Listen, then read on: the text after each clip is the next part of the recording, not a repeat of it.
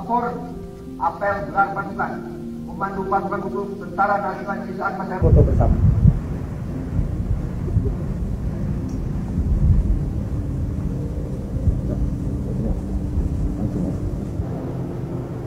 Tangan semua di depan.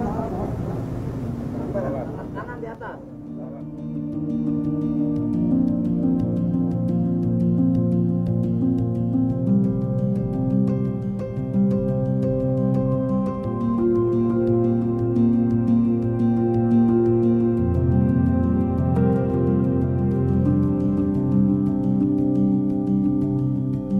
Ruangan yang satu ini terasa begitu sunyi. Padahal di luar sana suasana begitu ramai dan riuh dengan orang-orang bergembira menunggu peristiwa besar yang akan segera dilaksanakan. Begitupun sosok yang satu ini terlihat begitu hening. Ia terdiam sejak tadi, seolah hanyut dalam kesunyian, terbawa doa-doa di dalam hatinya. Ini adalah kisah seorang anak muda yang begitu gigih dan nekat dalam mencintai bangsa, sejarah, dan negaranya. Namun, apa yang membuat dirinya begitu rela memperjuangkan tanah airnya, melampaui segala rintangan, bahkan ikhlas menderita dalam sunyi demi persatuan? Inilah sekelumit kisah perjalanan Prabowo Subianto.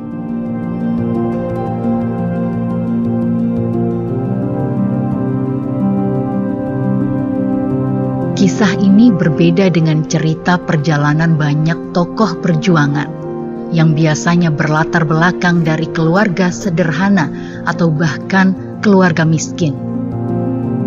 Ini bukan cerita anak petani sederhana yang hidup dalam kekurangan bahkan kesulitan. Prabowo kecil lahir dari keluarga yang mapan, bahkan berkecukupan dan tidak kekurangan. Semua ini berkat sepak terjang Sang Eyang yang bukan orang sembarangan dalam sejarah bangsa ini. Ia adalah Margono Djoyohadikusumo. Margono Djoyohadikusumo berperan aktif dalam mempersiapkan kemerdekaan Indonesia. Cerita-cerita perjuangannya ini turun menjadi kisah kepahlawanan yang sering didengarkan oleh Prabowo kecil. Lewat cerita dan pengalaman Sang Eyanglah, nilai-nilai kepahlawanan mulai ditanamkan kepada Prabowo melalui berbagai cara. Salah satunya melalui pertunjukan wayang. Cerita-cerita wayang mengajarkannya tentang kesetiaan, kepahlawanan, kepemimpinan. Begitu juga cerita tentang kedua pamannya. Memang siapa kedua pamannya? Jika kepahlawanan mengalir kuat dalam denyut darah Prabowo, dua pamannya gugur dalam pertempuran Lengkong untuk mempertahankan kemerdekaan Indonesia. Semangat dan kegigihan perjuangan sang paman telah diwariskan lewat nama tengahnya, Subianto. Tak heran jika jiwa dan kegigihan sang paman terbawa dan terjaga baik saat Prabowo tumbuh di masa kanak-kanak. Sebagai seorang anak, Prabowo harus meninggalkan Indonesia mengikuti ayahnya. Ayah Prabowo juga seorang tokoh yang disegani dan dihormati. Ia adalah seorang begawan ekonomi Indonesia, yakni Sumitro Djoyohadikusumo. Sebagai seorang ekonom yang diandalkan negara pada saat itu, ayah Prabowo harus berpindah-pindah dari satu negara ke negara lainnya. Tentu ini menjadi tantangan bagi Prabowo di usia anak-anak, karena benih-benih nasionalisme baru tersemai dan belum tumbuh. Namun di luar negeri, Prabowo menikmati masa kanak-kanak yang penuh warna. Sejak dulu, Prabowo mudah memperhatikan hal-hal detail dan menyukai permainan yang membutuhkan keahlian strategi.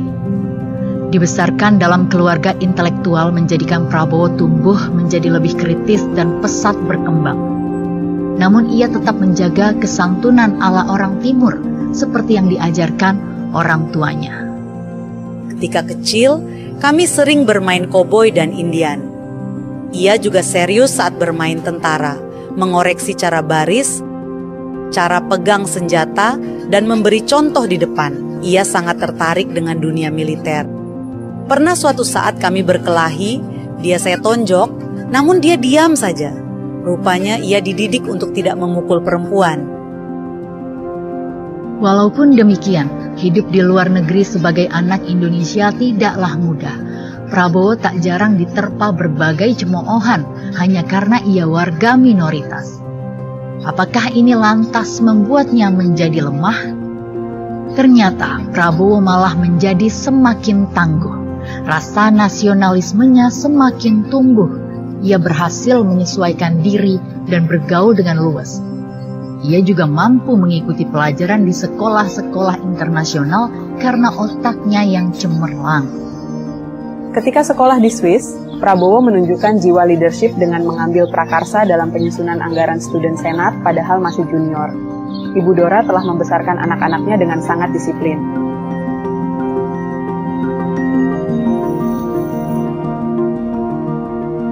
Kabar baik datang saat ayahnya dipanggil pulang untuk menjabat sebagai Menteri Keuangan. Prabowo merasakan semangat menggebu. Timbul banyak pertanyaan dalam dirinya. Apa yang bisa kulakukan untuk rakyat di tanah air yang kucintai ini?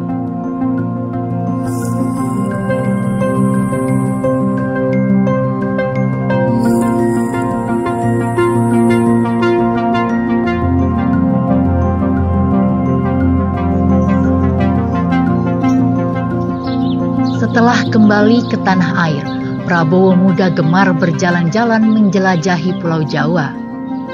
Dari sinilah Prabowo mulai melihat dan menjadi saksi langsung kondisi rakyat sesungguhnya. Kondisi tanah air tak seindah dalam bayangannya. Ketimpangan sosial begitu terasa di sudut-sudut pelosok. Lalu berkat keluasannya pun Prabowo muda tidak sulit bergaul dengan beberapa aktivis mahasiswa. Salah satu mahasiswa yang peduli dengan kondisi bangsa itu adalah Suhoki.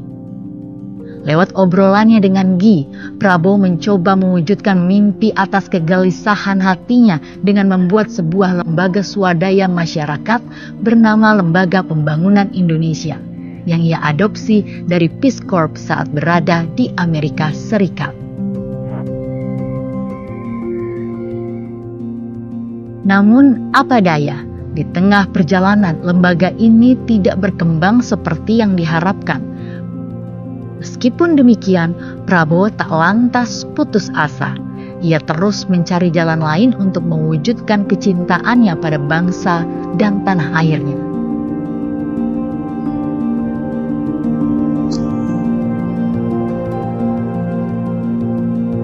Memasuki masa remaja, Prabowo dihadapkan dengan pilihan yang sulit. Ia diterima di 2 universitas internasional, namun hatinya tetap melekat pada negerinya. Karena itu, Prabowo memutuskan untuk masuk Akademi Militer Nasional di Magelang. Selain menguatkan rasa nasionalismenya, ia pun ingin melanjutkan mimpi perjuangan sang paman. Penggemblengan keras yang ia terima selama masa pendidikan sebagai taruna justru membentuk keteguhan dalam dirinya. Sosok Azwar Syam menjadi teladan, menginspirasinya untuk menjadi pemimpin yang tegas, disiplin, berwibawa, tetapi tetap peduli pada kesejahteraan anak buahnya. Prabowo percaya bahwa seorang pemimpin militer harus berada di garis depan. Sebagai salah satu pemimpin di Kopas Sanda, ia dikenal dekat dengan para anak buahnya. Saya mengenal Pak Prabowo saat di Akabri. Mungkin saya satu-satunya atasan yang pernah menempelengnya, dan beliau selalu mengingatnya sebagai bagian dari proses pendidikan. Menurut kesaksian anak buahnya, Prabowo juga selalu memikirkan rakyat kecil. Cita-citanya tidak pernah berubah, yaitu ingin Indonesia adil dan makmur. Prabowo menjalani profesinya sebagai abdi negara dengan sepenuh hati. Saking penuh perhatiannya pada negara, Prabowo dianggap terlalu fokus di dunia militer sehingga terkesan melupakan kehidupan pribadi. Itulah sebabnya, baru setelah berpangkat kapten, Prabowo menikah dengan Siti Hediati Haryadi, putri keempat dari presiden saat itu, Soeharto. Latar belakang mereka sangat berbeda. Prabowo tumbuh di tengah keluarga modern dan luas dalam pergaulan internasional. Sementara Titi berasal dari keluarga dengan budaya Jawa yang sangat kental tradisinya. Meski begitu, mereka mampu beradaptasi. Pada tahun 1984, mereka dikaruniai seorang anak lelaki. Sungguh sebuah awal perjalanan masa dewasa yang menyenangkan. Setelah membangun keluarga, Prabowo semakin cemerlang dalam karir militernya. Berbagai posisi dan jabatan penting pernah ia pegang. Ia berhasil memimpin beberapa operasi militer. Di sini Prabowo mendapat julukan 08 dari Satuan Anti Teror. Belum lama dilantik sebagai Brigadir Jenderal pada 8 Desember 1995. Prabowo langsung membawa pasukannya ke Mapenduma untuk menyelamatkan Sandra. Tak hanya menyelamatkan Sandra, Prabowo juga memimpin ekspedisi Kopassus yang bekerja sama dengan beberapa lembaga lain untuk menaklukkan gunung tertinggi di dunia. Sungguh sebuah pengalaman yang luar biasa. Namun di tengah karir dan kehidupan yang baru berjalan, Prabowo dipaksa menghadapi pilihan yang sangat berat. Indonesia mengalami pergolakan politik yang memaksa Prabowo terseret dalam pusaran. Sungguh sebuah ujian dan masa-masa terberat bagi Prabowo. Ujian ini menghadapkan Prabowo pada puluhan persilangan pilihan yang sangat berat. Apa yang harus dia putuskan? Kesetiaan kepada atasannya, presidennya, kepada keluarganya, istri, kepada bawahan dan pasukannya, kepada negara, atau kepada rakyat Indonesia. Mana yang harus dipilih?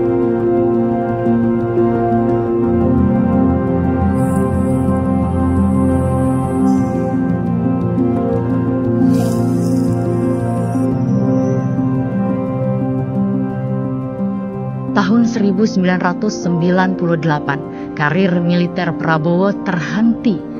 Dengan hati yang berat, Prabowo harus merelakan apa yang sudah ia bangun selama ini, termasuk karirnya yang harus disudahi. Tak diam dalam keterpurukan, Prabowo memutuskan untuk pergi ke Yordania.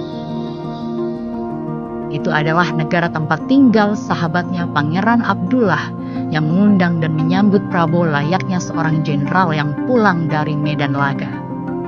Jauh di negeri orang, hatinya gamang dan terus menerawang memikirkan Indonesia. Prabowo teringat pada pesan ayahnya agar tetap bersama adiknya Hashim untuk saling menjaga dan saling menguatkan. Usai dari kehidupan militer, Prabowo mulai membangun usaha bersama sang adik Hashim Joyo Hadikusumo. Perlahan usahanya pun tumbuh dan berjalan. Namun begitulah Prabowo. Walaupun usaha dan bisnisnya terus membaik dan menanjak, Prabowo tetap memikirkan Indonesia, negaranya, bangsanya, terutama pasukan dan bawahannya dulu. Nampaknya memang rasa cinta dan perhatian Prabowo kepada masyarakat Indonesia tak bisa lepas.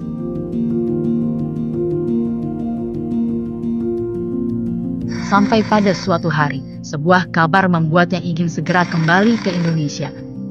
Sang ayah jatuh sakit. Namun, posisi, kondisi, dan situasi politik saat itu membuat kepulangan Prabowo tidaklah mudah. Segala upaya dilakukan agar ia dapat pulang dan menjejakkan kakinya kembali di tanah yang ia cintai. Namun, bagaimana kisah dan upaya Prabowo untuk pulang?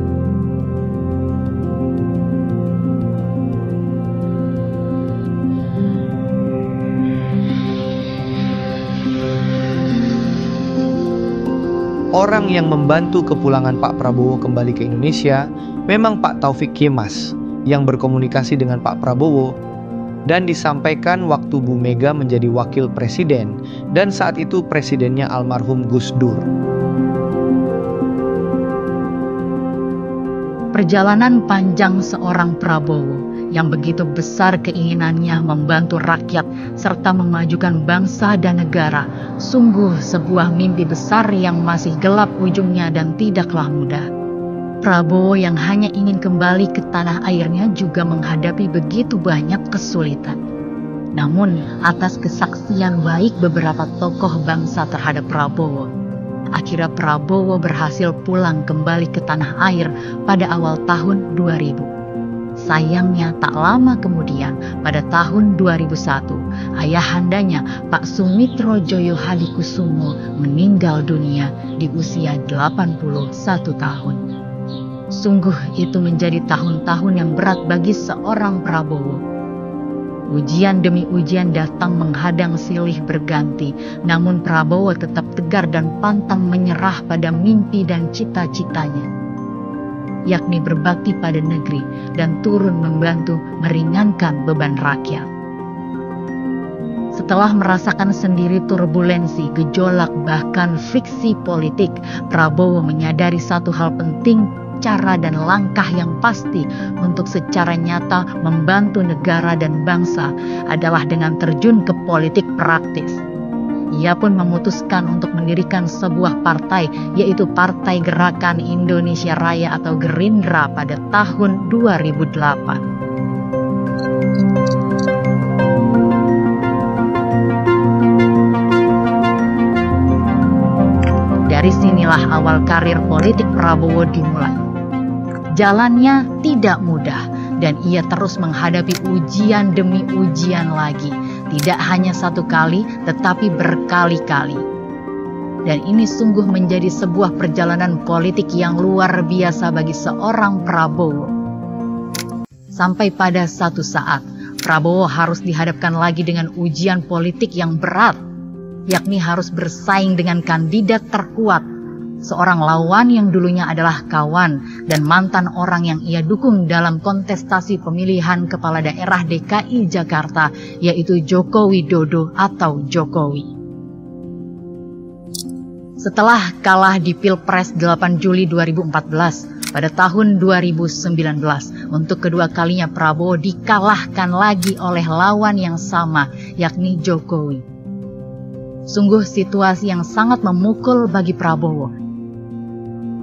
Apakah kegagalan ini akhirnya sanggup menghentikan langkah Prabowo? Pada suatu hari Sabtu di stasiun MRT Lebak Bulus, Prabowo meringankan kakinya untuk bertatap muka langsung dengan Jokowi, pesaing terkuatnya dalam 2 kali Pilpres. Pertemuan Prabowo dengan Jokowi sungguh sebuah gambaran betapa besarnya jiwa Prabowo yang rela merendah dan mengalah demi bangsa, demi negara, dan demi persatuan rakyat.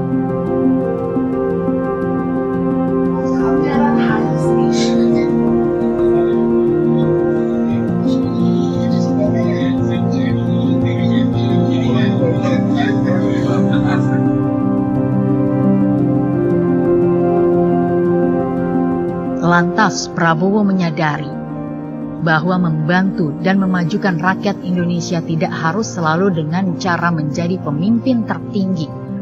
Baginya keutuhan bangsa lebih penting di atas kepentingan golongan. Ia menerima tawaran rekonsiliasi dari Jokowi. Itulah yang membuat Prabowo menerima jabatan sebagai Menteri Pertahanan Republik Indonesia.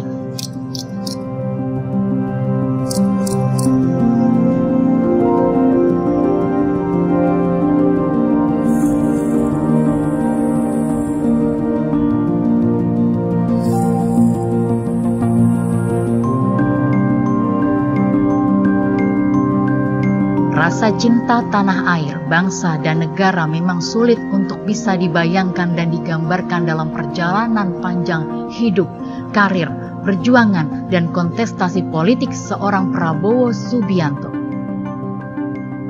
Seorang anak dari keluarga yang mapan, tersohor, dan punya tempat dalam sejarah negeri ini tentu tak perlu pusing apalagi harus berjibaku dengan begitu banyak ujian.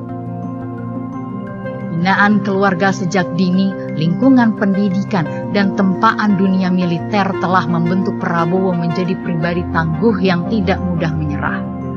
Ujian demi ujian tidak membuat Prabowo menyerah. Kegagalan demi kegagalan tidak menjadikan semangat Prabowo kandas. Prabowo tetap teguh, berani dan gigih untuk terus mewujudkan keinginannya.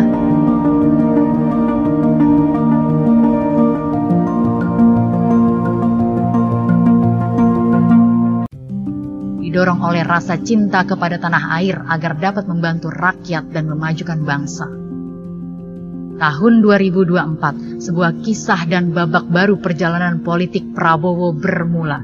Bersama putra sulung Jokowi, Gibran Raka Buming Raka, Prabowo mengusung sebuah gagasan yang begitu sederhana namun begitu mulia. Yakni ingin memberikan makan siang bergizi cuma-cuma kepada anak-anak Indonesia. Gagasan ini akhirnya didukung mayoritas rakyat Indonesia. Ini juga yang membawa Prabowo dan Gibran terpilih menjadi pasangan Presiden dan Wakil Presiden Republik Indonesia tahun 2024-2029.